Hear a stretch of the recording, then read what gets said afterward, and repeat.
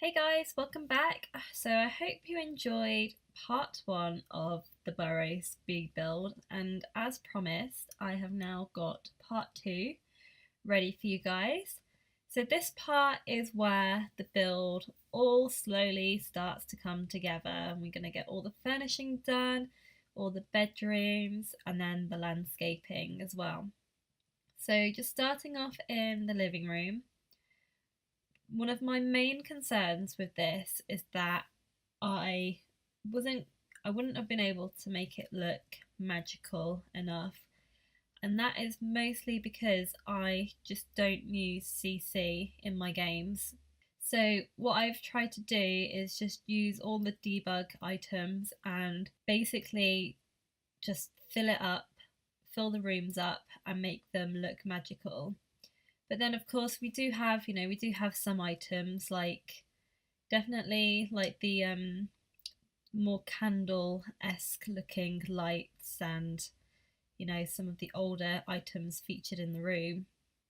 So that does help, but yeah, I suppose like the main aim was to go for a very cozy feel. And I think, as I said in the first part, like just to be able to use items that I don't normally use, because like majority of the time I do modern builds and I don't normally enjoy doing bits like videos like this one. But yeah, and I think it's been good actually being able to use all these older items. Like I would never use a grandfather clock, never. Like you just don't really have a use for them in like modern builds at all. And also like with the living room, we've the debug items just to make it look a bit more like I don't want to use the word supernatural, but you know just to make it look a bit not ordinary, we've got the crystals on the shelf and like the gems and like the random space creatures as well. So yeah, I think even though like I really hate the curtains that I used, and I would hardly ever use those curtains in any builds that I do. It's been quite nice, having actually using items like that which I've never used before. So the first floor is simply we have the bathroom, which is only a small little one. And what I wanted to add with these as well, because does anyone actually know what showers and bathtubs are like in the wizarding world? You kind of, I think, like in terms of plumbing, it's not the same.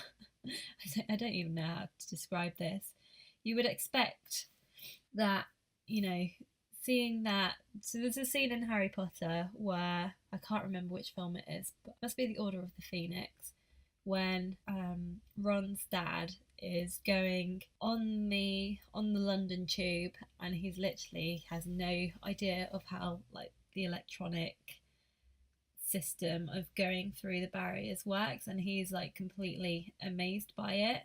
So in terms of stuff like ordinary stuff like bathrooms and showers, obviously they're not going to have any power showers really, are they?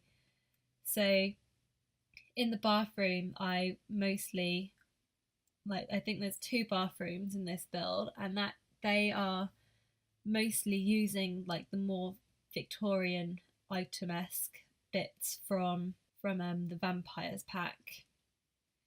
But anyway, we're gonna miss Ginny's room. So Ginny's room, I just want it to be nice and pink, nice and girly. She is the only girl in the family, so she has one of the nicer rooms, and I just love that carpet that I've put down in there. I think that's really nice. So her room is really cute. Um, but then yeah, we're now going on to so we've got Ron's room and we have Fred and George's. So obviously I've put two beds in Ron's room because one is obviously for Harry Potter, and quite fittingly that bed has a lightning bolt on it, which obviously means that that has to be Harry's bed. And once again, I was trying to find some even pictures for the wall that could be slightly Harry Potter related. They, without the use of CC, you just don't have the items basically. So I think everyone needs to imagine that the pictures on the wall are actually like a wizard flying on a broom and a dragon and whatnot. Oh, actually, that's an idea. Maybe I should have looked in the kids section. Should have seen. But yeah, then we just add the items such as the quill again. You can all imagine that's well, I suppose it's all the same. But what I do end up finding is a poster on the wall that you can put on the wall, which is there's a wizard basically, and you'll see that I put that in later. So we're now starting off with Fred and George's room. I kind of wanted this to reflect their characters a bit. So Fred and George, they go off and they leave school early and they set up their own I think it's like a trick shop. So anyone who doesn't know Harry Potter, this is probably like the worst description that you probably ever hear. You probably won't get what I'm talking about. But they set up their own shop, and they sell sweets. They sell little gadgets that you can trick your mates with. So yeah, I wanted their room to reflect their characters, and even though I'm going on to the extra bathroom, we do end up going back and just adding more clutter to their room because it needs to reflect who they are more. Otherwise, all the bedrooms would just end up being plain. So these bathrooms are not player tested, so I have no idea if they can get into the bathtubs or if they can use that sink. But yeah, and I do end up going around, and I think I've added a few already, but just some of the decoration items which you can find from the vampire packs, where it's just like scratches on the walls and holes in the plaster, because at the end of the day, I think there's like a saying from one of the films where they're like, it's not much but it's home. So this is supposed to be like represent a poor house, even though it's fairly big, but it's very higgledy-piggledy. So we're just doing Percy's room at the moment. And even though Percy doesn't really feature much, he does feature in the first couple of films, but I thought I might as well add in his room. So he's obviously, from what we see from him from the films, is that he's a prefect for one. So when Harry Potter is in his first year, Percy is the prefect at that point in time. So his room obviously is very neat. He's got lots of books up. He likes to study, and obviously we have no computers in here because there we go. That's the little wizard poster going up on the wall. So whereas Percy's room, whereas Fred and George's, as we can see now, just putting more clutter in. Percy's is all neat and together. He got a nice little flower pot in there, and yeah, just it kind of just reflects who he is. And yeah, so like the theme of the colours that I've used around the house is all very like brown tones, and apart from Ginny's bedroom, the rest of the house is mostly fairly dark. The lighting, we don't have those spotlights around anywhere. The lighting is very much from dim candlelight or the odd wall light on the wall. So yeah, now we're just adding some more clutter, a bit more clutter to Fred and George's room. In terms of a bedroom for who is it? Bill and Charlie. I am not altogether sure that they actually have a bedroom in the house. Obviously, when I've been building this, I've used a lot of pictures as reference just because I wanted to get it, as close as possible as what, it should be like. But yeah, nothing really. So I can only assume that,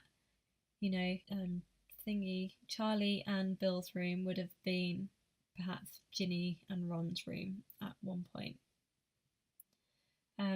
One thing that I need to mention is that, so in the Weasley house, they have this clock which shows you the location of all the Weasley brothers and sisters.